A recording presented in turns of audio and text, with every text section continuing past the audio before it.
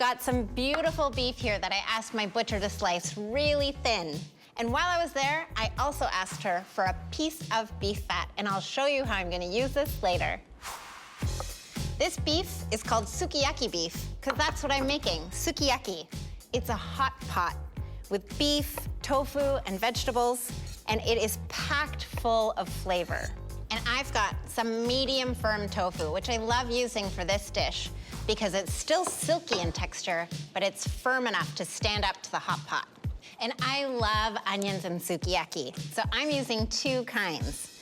For green onions, I always like to cut them on an angle because it makes them look beautiful. And after all, Japanese food is all about presentation. And for white onions, wedges will do. You might think of onions as sharp, but the Japanese think of onions as a sweet vegetable because we like to cook them down.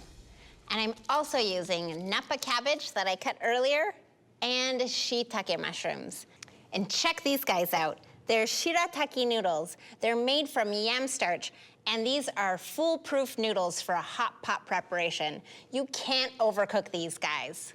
Now, the best thing about sukiyaki and any hot pot is that as the host of the dinner party, all you have to do is prepare your platters. All of the cooking happens at the table with the guests. And because it's so delicious, I look like a superstar, even though the prep was so simple.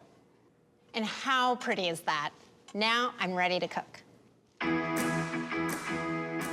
Now remember that piece of beef fat I had saved earlier? This is what it's for. I'm rendering this down and using this instead of oil. That fat has loads of flavor. Ooh, you can hear that sizzle. And look at that. The fat's rendered nicely. This is gonna add so much flavor to this hot pot. Now for my liquid. I'm starting with my favorite, sake. Oh, that is a great sound. To the sake, I am adding mirin, sweet cooking wine, and soy sauce, of course. This is a really punchy liquid, full of flavor. I'm gonna sweeten it up too with sugar. You could almost just drink this sauce. And in Tokyo, they put the sauce in first and then the meat. This meat is gonna give a lot of flavor to this dish too. With the soy sauce and the beef and the sugar, you get really great caramelized flavors.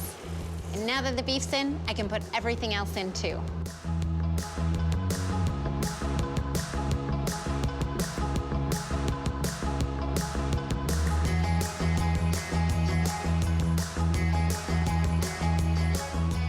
And these just need a couple of minutes to cook through. I can't wait.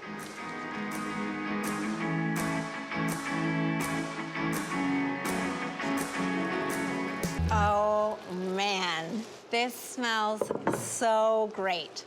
And in Japan, traditionally, we eat this with a raw egg. And this becomes a cooling dipping sauce for the hot meat and tofu and vegetables. Take it straight from the pan and into my dipping sauce, my raw egg. The egg cools it off and gives it a richness. But if you don't want to eat raw egg, no problem at all. This is just as good on its own with a hot bowl of rice. That's the great thing about hot pot. You can grab anything you want. It tastes so delicious, and all of the ingredients have shared their flavors with the others. And the best part about this is when you're eating with friends and family, they can pick and choose just what they want. Customized communal meal.